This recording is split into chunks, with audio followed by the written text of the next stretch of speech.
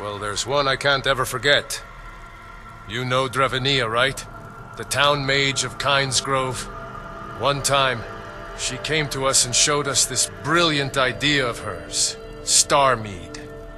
She was experimenting on a spell that enhances the mead.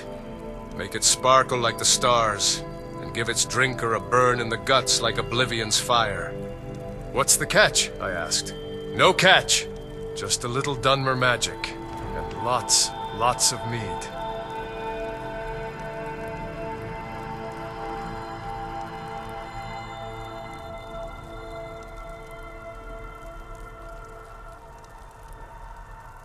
Well, I thought similar things. The mead is already perfect. Why would you mess with it with your weird sorcery? But then, I got another thought. Mead is perfect, yes. But what if it can be even more perfect? So, me and the lads bought a few dozens bottles at the inn, put them all on the same table, and waited for Dravenia to work her magic. She chanted in that strange language of hers, waving her arms like she was trying to swat a particularly pesky skeever. We watched eagerly, and so did the other inn patrons. But I kid you not, none of us knew what exactly was going on. Then the mead started to shimmer and glow. This will be a party of the gods' envy, I thought, as the mead glowed and glowed. And then the bottles just exploded. The mead was sent flying across the inn.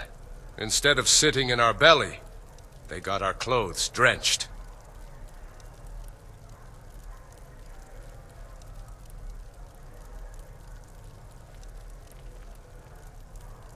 It's not a true Nord party without a few drops of blood.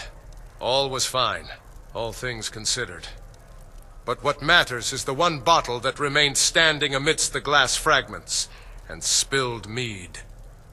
The Star Mead succeeded where its dozens other siblings failed.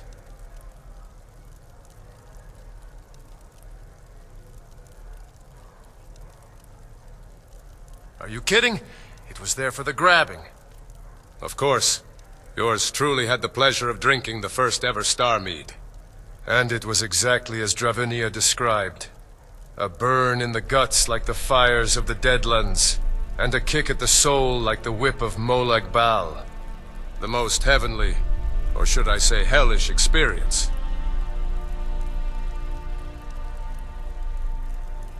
Of course I can. What kind of question is that? Mead is mead. Especially the good mead, like those from Riften. Sadly, no. Idra gave her quite the mouthful after that little explosion. Me and the lads gave Idra a few coins extra for the trouble. But we went meadless for the next few days anyway.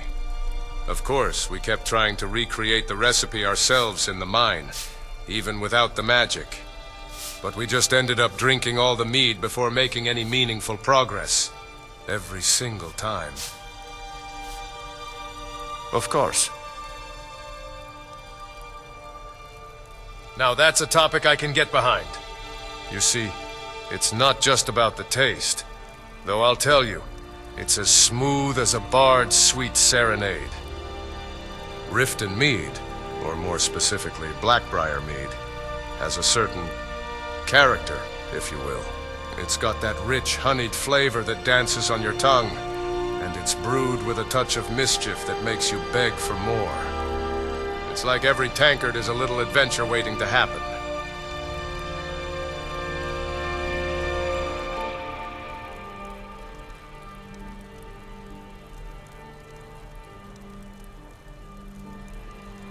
That's precisely why. I drink because I enjoy the mead's taste. Getting myself drunk will only dull my senses, where I won't truly appreciate it. Some drink just to get drunk and forget about the world.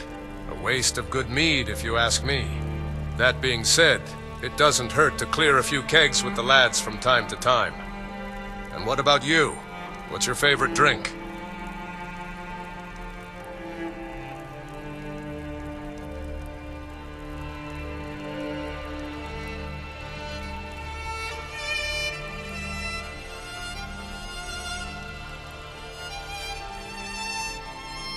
Nah, come on. Tell me and I'll buy you one.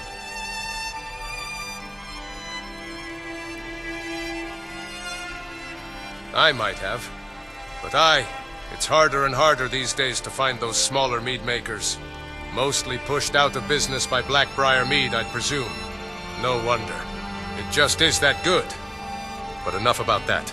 Let's get back to it. My father might be drunk often, but he always found his way home. I wonder if Serana's parents will ever find their way home again. I get the ordeal with Maven and the Guild, but must we burn those beehives?